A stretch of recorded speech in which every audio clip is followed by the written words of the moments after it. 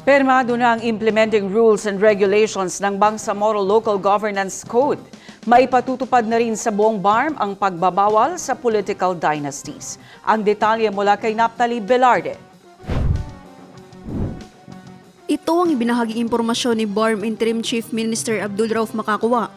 Pinaigting ng BLGC ang kakayahan ng mga lokal na pamahalaan upang patatagin ang mga institusyon, mag-generate ng resources at maghatid ng serbisyo ng may katapatan at malasakit.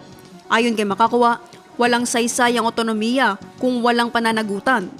At ang pamamahala na walang integridad ay paglapastangan sa mga sakripisyo aniya ng pakikibaka. Mayroon ding makasaysayan na probisyon ng batas. Ito ay ang pagbabawal ng political dynasties sa Bangsamoro. Dagdag ni Makakwa na ito ay isang matibay na pahayag na ang pamumuno ay isang tiwala ng bayan, hindi karapatang minana ng iisang pamilya. Naphtali Velarde, iMinds, Philippines.